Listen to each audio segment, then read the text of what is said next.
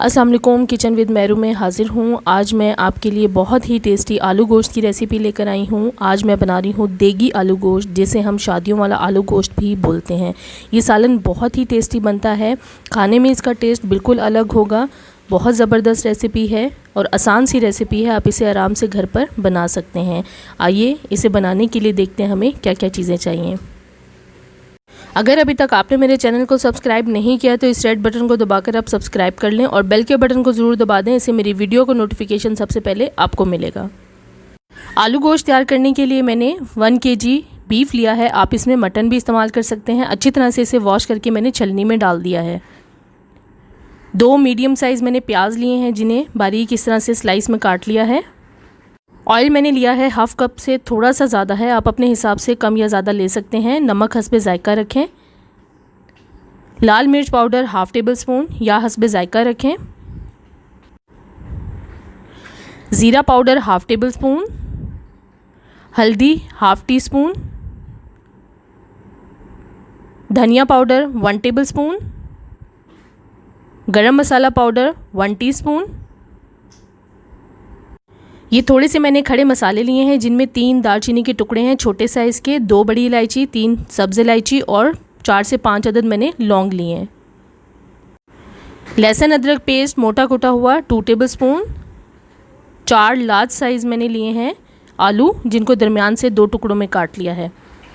4 टमाटर ले लें आप, या फिर उनका पेस्ट बना लें। मैंने पेस्ट ले लिया है।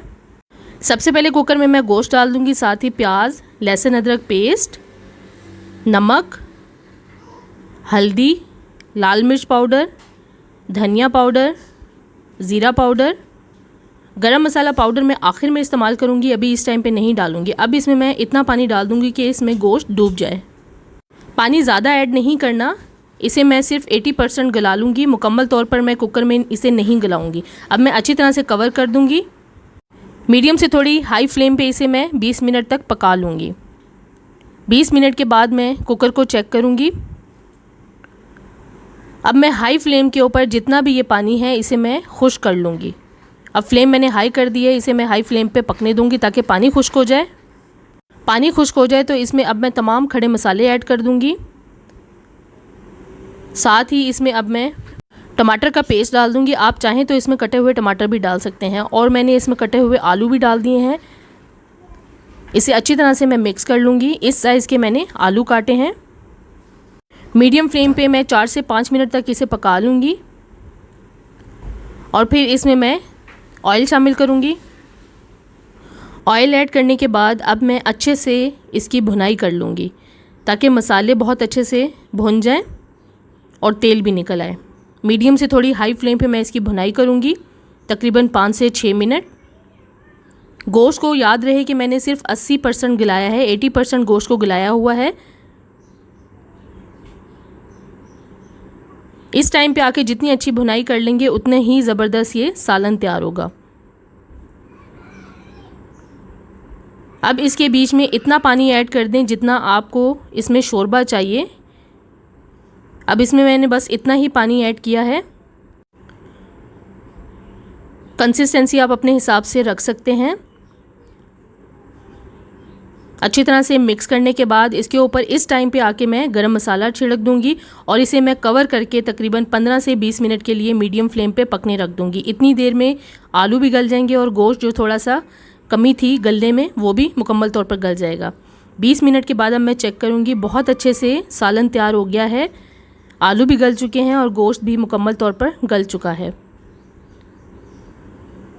शोरबे की कंसिस्टेंसी आप अपने हिसाब से कम या ज़्यादा रख सकते हैं। अब मैं इसे डिश आउट करूँगी। ज़बरदस्त गरम गरम देगी आलू गोश्त बिल्कुल तैयार है। बहुत ही ज़बरदस्त खुशबू आ रही है और इसका टेस्ट लाजवाब है। बहुत ही अलग तरह से मैंने आज आपको देगी आलू गोश्त की रेसिपी बताई है। इसे आप गरम गरम नान और रोटी के साथ सर्व करें। आखिर में इसके ऊपर बारीक कटा हुआ हरा धनिया डाल दूँगी और थोड़ी सी बारीक कटी हुई अदरक। आज मैंने आपको बहुत ही टेस्टी आलू गोश्त की रेसिपी बताई है। ये बिल्कुल शादियों वाला आलू गोश्त तैयार हुआ है, बहुत ज़बरदस्त है टेस्ट में। इसे ज़रूर आप घर पर ट्राई करें और मुझे कमेंट्स में ज़रूर शेयर करें ये वीडियो आपको कैसी लगी। अगर अभी तक आपने मेरे चैनल को सब्सक्राइब नहीं किया तो प्लीज़ मेरे चैनल को सब्सक्राइब करें, लाइक करें, शेयर करें और बेल आइकॉन को ज़रूर प्रेस कर दें ताकि मेरी आने वाली नई वीडियो सबसे पहले आपको मिले। अल्लाह हाफिज़।